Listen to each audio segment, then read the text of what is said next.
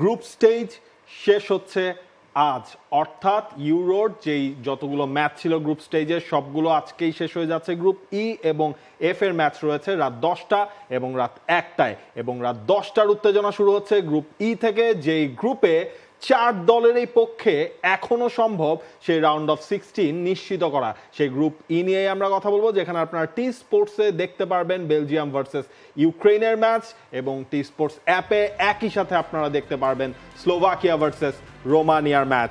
Group E সব উত্তেজনা মনে হয় লাস্ট ম্যাচ ডেতে টিটু ভাই এখানে উপস্থিত। প্রত্যেকটা দলের এই পয়েন্ট 3, অর্থাৎ প্রত্যেকটা দলেই একটা করে ম্যাচ জিতেছে, প্রত্যেকটা দলেই একটা করে ম্যাচ হেরেছে। হ্যাঁ, মানে এই ধরনের একটা সিচুয়েশন 94 ওয়ার্ল্ড কাপেও ছিল। গ্রুপ ইতে আমার মনে আছে যে মেক্সিকো, নর্দার্ন আয়ারল্যান্ড, ইটালি এবং শেষ টিম স্পেন ছিল না, শেষ টিমটা ছিল আমার মনে পড়ছে না, এনিওয়ে নরওয়ে। সো ওইখানে মজার ব্যাপার ছিল যে একটা জিতেছে, একটা হেরেছে, একটা ড্র। সো 4 পয়েন্ট করে ছিল এটা। তো গোল এভারেজটা কাউন্ট হয়েছিল, 3 গোল দিয়ে 3 গোল খেয়েছিল মেক্সিকো, এই জন্য ওরা টপ ছিল। ইটালি ছিল থার্ড।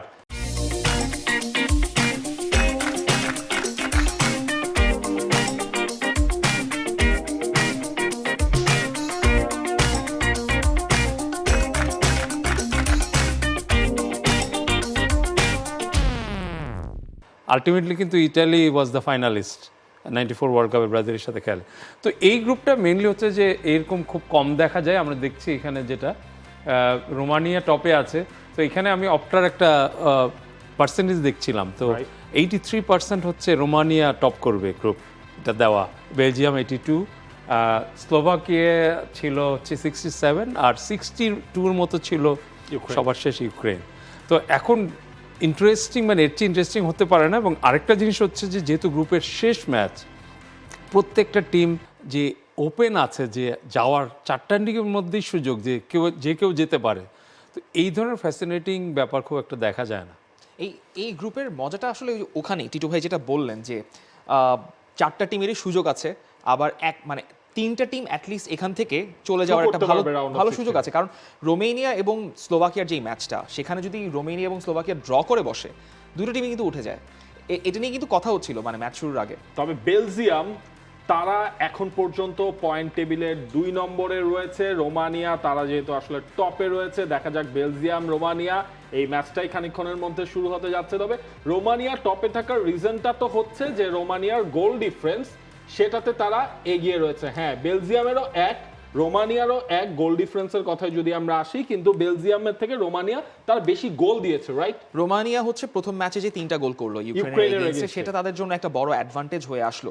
এখন এইটা যেটা ওয়ার্ল্ড কাপে একবার ঘটেছে, সেটা ইউরোর ইতিহাসে এই প্রথমবারের মতো 64 বছরে যেটা প্রথমবার আমরা দেখছি যে 4টা টিমই একদম লেভেল পয়েন্ট নিয়ে হচ্ছে তারা ঢুকে যাচ্ছে এই লাস্ট রাউন্ড অফ গেমসে। যেটা বলছিলাম যে এই রোমেনিয়া এবং স্লোভাকিয়া তাদের দুজন কোচকে জিজ্ঞেস করা হচ্ছিল যে যদি তারা ম্যাচটা ড্র করে বসে, দুজনের জন্যই কিন্তু আমার অ্যাডভান্টেজ। কারণ আমি রোমেনিয়াও হচ্ছে যদি সেকেন্ডে থেকেও শেষ করে, বেলজিয়াম যদি তাদের ম্যাচে জিতে যায়, তবে রোমেনিয়া এবং স্লোভাকিয়া থার্ড টিম হিসেবে উঠে যাবে, রোমেনিয়া অন্তত সেকেন্ড টিম হিসেবে উঠে যাওয়ার চান্স থাকবে। ইউক্রেনের কি এখানে আসলে চান্স? এবং ইউক্রেনের সম্ভাবনাটাই হচ্ছে তাদের জন্য সবচেয়ে কঠিন, মানে তাদের জিততেই হবে। যেহেতু তাদের 3 পয়েন্ট আছে, কিন্তু তাদের ডিসঅ্যাডভান্টেজটা হচ্ছে তাদের -2 গোল ডিফারেন্সটা। এখন বেলজিয়াম এবং ইউক্রেনের ম্যাচটায় ইউক্রেনকে ডেফিনেটলি জিততে হবে যদি তারা গ্রুপ চ্যাম্পিয়ন হতে চায়, তাহলে তাদের 6 পয়েন্ট। কিন্তু রোমেনিয়া যদি জিতে যায়, তবে রোমেনিয়া গ্রুপ চ্যাম্পিয়ন হয়ে চলে যাবে। তবে ইউক্রেন যদি তাদের ম্যাচ জিতে বেলজিয়ামের এগেইনস্টে, তবে তারা সেকেন্ড হয়ে উঠে যাবে। তবে ইউক্রেনের জন্য যে ব্যাপারটা, তারা যদি হেরেও যায়, তারা যদি মাত্র 1 গোলের ডিফারেন্সে হারে, তবে তাদের গোল হবে -3। সেক্ষেত্রে হাঙ্গেরির যে, অর্থাৎ গ্রুপ এতে যারা আছে -3 গোল ডিফারেন্সে, তারা হয়তো তখন এলিমিনেটেড হয়ে যেতে পারে যদি হাঙ্গেরি এবং ইউক্রেনের ওই যে কার্ড ডিফারেন্সেস এবং গোল স্কোর ওই অপরচুনিটিগুলো যদি ম্যাচ না করে। আমরা এখানে দেখতে পাচ্ছি রোমেনিয়ার অ্যারাইভাল। রোমেনিয়া এই ম্যাচ ডেতে তারা গ্রুপের প্রথমে থেকে শুরু করছে। কে ভেবেছিল যে গ্রুপ ইতে এরকম একটা ইকুয়েশন, এরকম একটা ফানি থিং হতে পারে, যেখানে রোমেনিয়া, যাদেরকে হয়তো অনেক পণ্ডিত অ্যানালিস্টরা তাদেরকে ওভাবে গ্রুপ থেকে ফেভারিট হিসেবে ধরেননি, তারা গ্রুপের একদম টপে থেকে আজকের একটা বড় অ্যাডভান্টেজ নিয়ে মাঠে নামতে যাচ্ছেন। ইয়র্দানেস্কুর দল বেশ কম্প্যাক্ট দেখেছি, লাইক এই প্রথম ম্যাচটায় 3-0 গোলে জেতাটাই বোধহয় তাদের জন্য সবচেয়ে বড় অ্যাডভান্টেজ হয়ে এসেছে। প্রথম ম্যাচটায় তারা যখন আসলে ইউক্রেনকে হারিয়ে দিল 3-0 গোলে, এরপর আমরা দেখলাম সেকেন্ড ম্যাচটায় এসে তারা আবার খেই হারালো। তারা হচ্ছে গিয়ে স্লোভাকিয়ার এগেনস্টে তারা আসলে হেরে গেছিল, যদিও সেই ম্যাচে একটা গোলও তারা করেছিল, সেটাই তাদের একমাত্র সাকসেস। তবে ওভারঅল আপনি যদি হিসেবটা একটু দেখেন, এখানে স্লোভাকিয়াকেও কি একেবারে বাদ দিয়ে দেওয়ার কোনো সুযোগ আছে? না, একদমই না। বাকি টিমগুলোর এগেনস্টে আপনি যদি হিসেব করেন, যদিও না। তারা পরের ম্যাচটা তারা Right. নামছে। না, আমার মানে স্লোভাকিয়া সম্পর্কে আমার যেটা হচ্ছে যে নকআউট স্টেজে আগেও ওরা কিন্তু গিয়েছে, যেমন 2010 ওয়ার্ল্ড কাপে ইটালিকে বিদায় করে দিয়ে তারা গিয়েছিল নেক্সট রাউন্ডে, 2016 ইউরোতেও তারা গিয়েছিল। এবং স্লোভাকিয়ার যে জিনিসটা হচ্ছে যে তারা একটা স্টাইলে খেলে, যে স্টাইলটাতে দেখা যায় যে মোর মানে কি বলবো, রোলস অ্যান্ড রেসপন্সিবিলিটি ফলো করাটা হচ্ছে ইম্পর্টেন্ট তাদের জন্য। এবং তাদের খেলার মধ্যে ওই এই ইউরোর মধ্যে যেটা আমরা দেখছি, যেমন অস্ট্রিয়ার গ্রুপের খেলাটা যদি বলি, যে এত ফ্যাসিনেটিং একটা টুর্নামেন্ট ইউরো, যে কে ভেবেছে যে অস্ট্রিয়া গ্রুপ চ্যাম্পিয়ন হবে, ফ্রান্স যেখানে সেকেন্ড, থার্ড টিম হিসেবে গিয়েছে নেদারল্যান্ডস। বাট এইখানে এই গ্রুপের খেলাগুলির মধ্যে আমরা যা দেখেছি আসলে, যে প্রথম ম্যাচ জেতার পর বা প্রথম ম্যাচ হারার পর যেভাবে ফিরে আসাটা, বা প্রথম ম্যাচ জেতার পর পরের ম্যাচে কনসিস্টেন্সি না রাখা, এই জিনিসগুলি ম্যাটার করেছে। তো এই সবচেয়ে আমার কাছে ইন্টারেস্টিং লাগবে আজকের ম্যাচটা দেখার পর, যে প্রত্যেকটা টিমই 2টা করে ম্যাচ খেলেছে এবং প্রত্যেকটা টিম অপোনেন্টকে আগের 2টা ম্যাচ অ্যানালাইজ করেছে। সো এখন এই থার্ড ম্যাচটা কি হবে, এবং আগের ম্যাচগুলি কিন্তু আমরা দেখেছি যে অনেক ক্লোজ হয়েছে, যে 0-0, যেমন ইংল্যান্ডের গ্রুপের খেলাটা গতকাল 0-0, তাই না? তো এটার মানে কি হচ্ছে যে ওই ধরনের অ্যানালাইসিসটা এমনভাবে করা হয়েছে যে কেউ কাউকে একটু ছাড় দেয়নি, এবং ওইভাবে প্ল্যান, ফুল প্রুফ একটা প্ল্যান ছিল, যার জন্য কেউ কারোর সাথেই কিন্তু গোল বের করতে পারেনি বা ওই সুবিধাটা নিতে পারেনি। তো ইট শোজ যে আসলে যে কনসিস্টেন্সির লেভেলটা যতই টুর্নামেন্ট গড়াচ্ছে, ততই যারা ভালো করবে টুর্নামেন্টে তাদের কনসিস্টেন্সিটা মেনটেন থাকবে, সেটা হচ্ছে বড়। আনন্দ, যে ম্যাচটা টি স্পোর্টসের টেলিভিশন স্ক্রিনে আর কি দেখা যাবে, সেটা হচ্ছে বেলজিয়াম ভার্সেস রোমানিয়ার ম্যাচ, বেলজিয়াম ভার্সেস ইউক্রেনের ম্যাচ।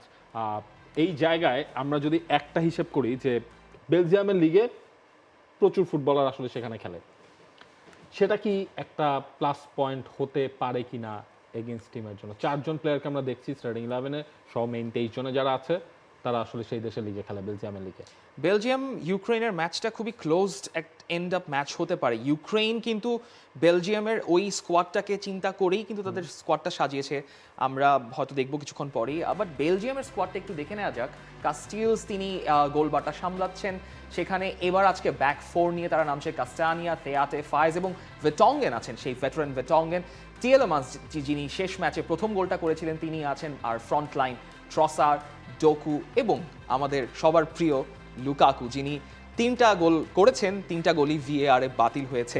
একটু ইউক্রেনের প্রসঙ্গে থাকি, তারপর লুকাকুর প্রসঙ্গে আসি। ইউক্রেন তাদের জন্য আরেকটা বড় মাইলস্টোন হতে পারে যদি তারা আজকে কোনোভাবে, যদি থার্ড হয়েও যদি গ্রুপ স্টেজ থেকে তারা রাউন্ড অফ 16-এ উঠে যেতে পারে। এখন কথা হচ্ছে যে ইউক্রেন কিভাবে সেট আপ করবে সেটা একটা ইস্যু, কারণ বেলজিয়ামে ফ্রন্ট রানাররা অনেক পেসি রানার আছেন, সেই জন্য তাদের ব্যাক 5 আমরা আজকে দেখবো। তারা 5-3-2 একটা ফরমেশন শুরু করছেন। লুনি নেই, ট্রুবা আছেন, মিকোলেঙ্কো ব্যাক করেছেন, মাতভিয়েঙ্কো, ভাকভ, জাবার্নি এবং সামনে আছেন সুদাকভ, তাদের খুবই মূল একজন প্লেয়ার, ব্রাজাঙ্কো এবং শাপারেঙ্কো, এবং ফ্রন্টে থাকছেন দভবিক এবং ইয়ারেমচুক কিন্তু লাস্ট ম্যাচে সেই ডিসাইসিভ গোলটা করলেন। দভবিকও কিন্তু যে কোনো সময় ম্যাচের ভাগ্য পাল্টাতে পারেন। তবে যেটা বলছিলেন যে বেলজিয়াম লিগে কিন্তু ইউক্রেনের অনেকেই খেলেন, তাদের মধ্যে সিদরচুক আছেন। সিদরচুক তিনি বলছেন যে ইয়ারেমচুকও আছেন। তো সিদরচুকের একটা কথা আমার জাস্ট কানে বাজলো, সেটা হচ্ছে তিনি বলছেন যে তাদের দেশে 900 দিন ধরে যুদ্ধ হচ্ছে এবং তাদের টিম প্লেয়াররা অনেক দিন ধরে দেশে যেতে পারছে না, তাদের ম্যাচগুলো খেলতে হচ্ছে বাইরে। সো এটাতে তাদের জন্য খুবই মাইলফলক। তারা লাস্ট বারও হচ্ছে সম্ভবত কোয়ার্টার ফাইনালে গিয়েছিল 2021-এ যে ইউরোটা হলো, 2020-এর ইউরোটা, কিন্তু সেবারের ইউরো আর এবারের ইউরোর মধ্যে অনেক বড় একটা পার্থক্য। তাদের দেশের অবস্থা চিন্তা করে তারা আজকে স্টুটগার্ডে ম্যাচ হচ্ছে, তাদের সেই হোম সাপোর্টটাও থাকবে। সো ডেফিনেটলি ইউক্রেনের জন্য একটা বড় সুযোগ বা মাইলফলক ক্রিয়েট করার জন্য বেলজিয়ামের সঙ্গে আজকে ম্যাচ। টিটু ভাই, লাস্ট যেই 2টা ম্যাচ আসলে ইউক্রেন খেললো, একটা জিতলো, একটা ম্যাচ তারা হারলো, সেই 2টাতেই আমরা দেখেছিলাম যে 4-ম্যান ব্যাকলাইন নিয়ে তারা খেলেছে। জিনচেঙ্কো, যাকে আজকে রাখা হয়নি স্টার্টিং 11-এ, জিনচেঙ্কো লেফট ব্যাকের জায়গাটাই খেলেছেন, যেহেতু আজকের ম্যাচে মিকোলেঙ্কো এভারটনে খেলায় লেফট ব্যাক। তিনি ফিরেছেন, জিনকংকে ড্রপ করা হয়েছে এবং ইউক্রেনের ফরমেশনটাও দেখলাম আমরা খানিকটা চেঞ্জ, মানে আজকে তাহলে তাদের বেলজিয়ামকে হারানোর জন্য বা বেলজিয়ামের এগেনস্টে পয়েন্ট পাওয়ার জন্য ডিরেক্ট অ্যাপ্রোচটা আসলে কি বলে মনে করছেন? প্রথম কথা হচ্ছে যে ওদের যারা বেলজিয়ান লিগে খেলে, কিন্তু বেলজিয়াম টিমে যারা খেলছে এরা কেউই বেলজিয়ান লিগে খেলে না, তারা সব বাইরের লিগগুলিতেই খেলে, ভালো ভালো লিগের। তো মেইন হচ্ছে যে ইউক্রেনকে আমি গত ওয়ার্ল্ড কাপ কোয়ালিফাইংয়ের সময় যারা কোয়ালিফাই করতে পারেনি, যে ম্যাচটা আমি দেখেছিলাম গত ওয়ার্ল্ড কাপের আগে, সেটা হচ্ছে ওরা এত বেশি চান্সেস ক্রিয়েট করে, স্পেশালি 2 উইং দিয়ে জিনচেঙ্কো খেলেছিল এই ম্যাচে, বাট তাদের ফিনিশারের অভাব ছিল। আমার মনে হয়েছিল যে একটা ভালো ওই ধরনের নাম্বার 9 নাই। ডোভভিকটা এখন পর্যন্ত কোনো কিছু আসলে করতে পারেনি, তার উপরে মূল ফোকাসটা। হ্যাঁ, তো আমার কথা হচ্ছে যে এইখানেও তারা কিন্তু যেটা করতে যাচ্ছে যে 5-3-2 হোক বা 5-4-1 হোক, যেটাই হোক, ওরা চাচ্ছে যে গোল কনসিড না করা। এবং ওদের কোচ যেটা বলেছে, রেব্রফ বোধহয়, সে বলেছে যে বেলজিয়াম তো সহজেই সবে ধরে নিয়েছিল টপ অফ দ্য গ্রুপ ওরা, বাট এই ইউরোতে এনিথিং ইজ পসিবল। তো তারাও ওই ধরনের একটা টার্গেট নিয়ে নামবে। আমার ধারণা যে গোল কনসিড না করা, অ্যান্ড অন দ্য ব্রেকে গোল করা যায় কি না, এবং অফকোর্স সেট প্লেস ওইটাতে কি ইউটিলাইজ করা যায়। বাট বেলজিয়ামেরটা খুব ইন্টারেস্টিং যে তারা আজকে অনেকটা 4-2-3-1 বা 4-3-3-তে চলে গিয়েছে। তার মানে ইট শোজ যে দে উইল অ্যাটাক মোর, এবং যেটা তাদেরস্কুই তো বোধ হয় কোচ টেডেস্কো, সে বলছিল আর কি যে আমরা কখনোই কোনো ম্যাচ ড্র করা নিয়ে বা ওই প্ল্যান নিয়ে নামে না, তারা জিতার জন্যই নামে। সো আজকে মোর আমার মনে হয় যে অনেক অ্যাটাকিং, গত মানে 3-5-2 খেললেও অ্যাটাকিং হয় উইং দিয়ে, বাট এবার আমি মনে করছি যে তারা যদি মিডফিল্ডে ডি ব্রুইনা এবং তিলেমান্স, আমি এর আগের ম্যাচে বলেছিলাম তিলেমান্স আসাতে ক্রিয়েটিভিটি বেড়েছে, এবং লং রেঞ্জ শুটিং যেটা ও পেনাল্টি এর বাইরে থেকে ওই দিন গোল করলো, তো ওই জিনিসগুলি আমার মনে হয় যে তাদের জন্য প্লাস হবে। এই জন্য it will be difficult for actually Ukraine. For more updates, subscribe to our YouTube channel and click on the bell icon. Follow us on Facebook and Instagram. Download T-Sports app to enjoy exciting games and highlights. Visit tsports.com.